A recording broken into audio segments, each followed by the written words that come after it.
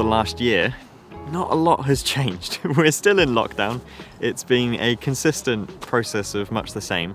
But on the other hand, all of my gear has essentially been upgraded. It's fallen into my upgrade cycle of what I usually stick around 3 years or so. So I have got new cameras, I've got new things. And in order to prepare myself for when we can make things at pace again, I need to get to know my cameras. So this video is going to be more of a theoretical approach of the types of things that I'm looking for in my new cameras that I need to test and I need to get an understanding and I need to, as I say, get to know my cameras. So we're going to run through all of those things, and this isn't necessarily going to be a specific hard and fast rule of the settings that I'm using, what needs to be done, what you need to use, and all those things, because everyone's use case is different, everyone's cameras are different, everyone's weather is different, so all those things change, but hopefully it gives you some sort of insight into the way that I think about things and what may translate for you in your case. Oh, why does it feel like ages since I've been in front of camera? Oh, right.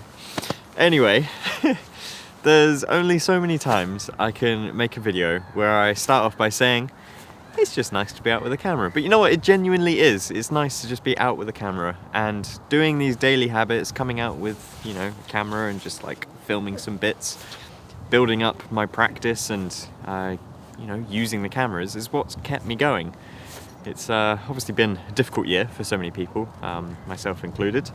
But yeah, coming out with the cameras has been a big thing. So potential commercial work has been reaching my inbox at a far greater pace than it was last year. The one key message that I want to say is you need to be prepared. But likewise, this can also apply on a personal level. So it doesn't have to be if you're thinking commercially, but say you've decided to book a travel trip later this year, you're going on holiday, and in order to get the most out of your camera, you need to get to know it. I've not really been making anything meaningful. However, whenever we've come out on walks and, you know, going and visiting local areas, I've taken my camera with me, and I can't tell you how many clips I've got of ducks, it's just the riverside and things like that, but it's all built up into this process of just getting to know the ergonomics of my new camera, which is the C70, but also we've got the X-T4 that I'm testing out on various things for the Jelly channel, and of course the R5 that this is being filmed on. Those are all new cameras that I've bought in the last year or so, and I need to piece together. So I've listed out a number of things that I personally want to look for in a camera, and this may translate well for you, depending if you're doing photography or filmmaking, but you may be able to create your own list. And I find that if you list things out, it really sets your intentions of what you want to look for and to just get an understanding of your cameras. So first and foremost, I need to be checking the sample footage from all three of the cameras that are new to me. So the C70 mainly for video work, the R5 for video work, I'm continuing to test that, and the X-T4, which I'm also going to be using for images time to time, but there may be times where the video from that gets injected into various projects and things. So I need to be comparing how does the picture look in the same scenario. Taking all three cameras out and getting the same clip is kind of boring, it's kind of mundane, but when you do those, you really get to see how the different pictures and the lenses hold up between them. So you may think that all of those cameras are just going to be recording video and it's surely going to be the same. Well, unfortunately, even cameras from the same brand will handle things differently. You'll have different compression rates on the video, you'll have different ways that they manage the auto ISO or auto white balance if you're using those.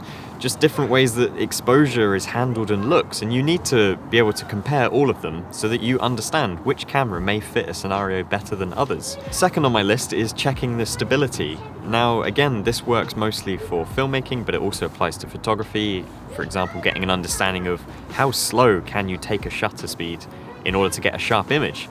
For me, with filmmaking, I'm a big fan of the handheld look of things. I'm not the biggest user of gimbals. In fact, I very rarely use a gimbal. I just like the natural motion of things. So I need to have an understanding between all of the cameras of what tolerances can I have on walking with these cameras whilst filming, using them on buses, using them on trains, even just stood handheld, what level of stability am I going to get? And with the lenses that I've got, do they have lens stabilization, sensor stabilization, the mix compared between the two, what effects am I getting? Again, building up that understanding and tolerance of how far do the things need to be done. What the fuck is that sentence? And again, to reiterate the point, it's just getting an understanding of what those levels are. Next on my list is autofocus. And of course, you can watch so many people doing their autofocus tests, and they can show different cameras and how they react and how certain lenses work. And that's a good base level to get at in terms of testing settings. But until you do it for yourself on your own camera with your own set backgrounds, your results may vary. So you need to test it and see what sensitivity of autofocus do I like to use? What speed do I like my autofocus to be working at? Can I rely on the autofocus, or do I need to set AF single shot, for example? I used that on my GH5 for years, and it made my videos so much better because I was only using the autofocus for when it was needed, not continuously when it sucked. Next on my list of things to check and test the performance of is low light ability. Cameras have gotten significantly better at doing low light shots these days, but you still need to have a level of understanding of where can you push the limit and where should you put the camera away or change your setting. For example, when I was using my GH5 for about 3 years or so, over the course of those 3 years, I got better and better at understanding where I could really push the limit of the camera and where I knew that this was just not a shot worth getting, unless I changed my position and had some better lighting on my face, for example. Getting to know through experience of shooting that really helped elevate the quality of my work.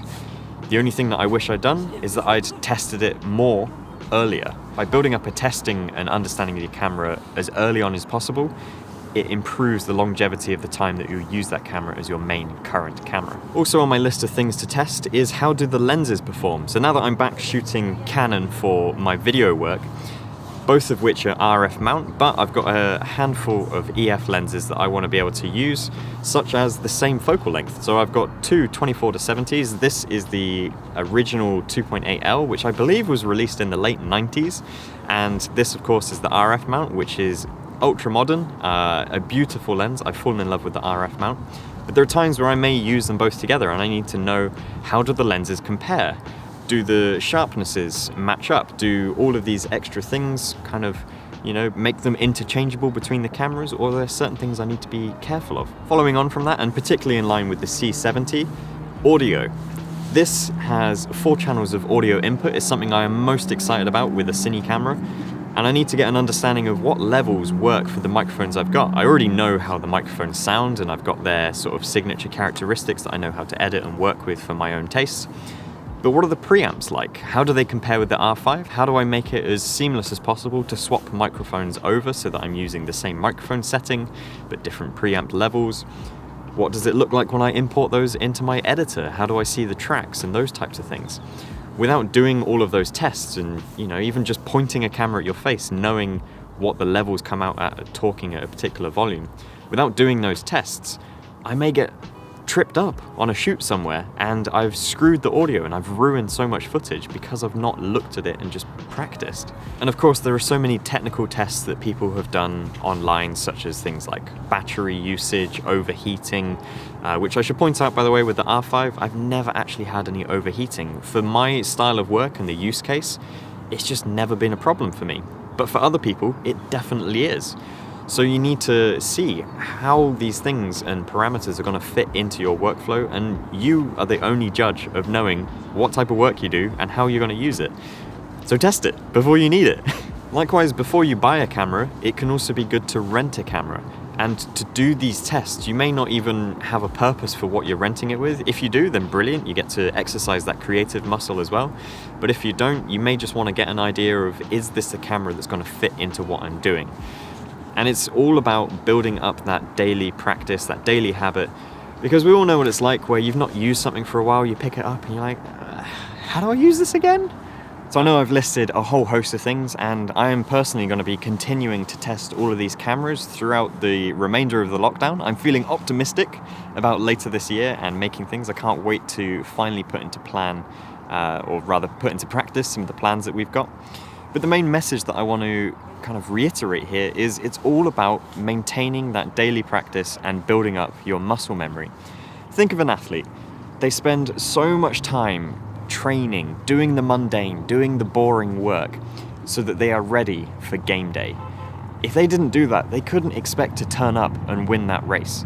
If you don't do the practice, if you don't do the training and the mental habits and everything, you're just not really setting yourself up for success. So keep filming the ducks on the river, keep doing the same boring shots, and over time you will hopefully feel confident and comfortable when you come to do it. So that's kind of the main takeaway for today. I think I'm going to have a very productive next few weeks or so. I've got a few projects and things on the go external for this. I'm also starting my weekly live streams, so that's going to be in complement to videos on the channel. I'm going to be starting the Art and the Heart live with various creative guests and getting to know their workflows and getting to know the work that they're doing and share some people with you. So that's going to be a lot of fun. That'll be starting on Thursdays, and make sure you got the bell enabled and you're subscribed and sign up to my email list, and you'll get notified of when those lives are happening. And yeah, that's going to be it for me.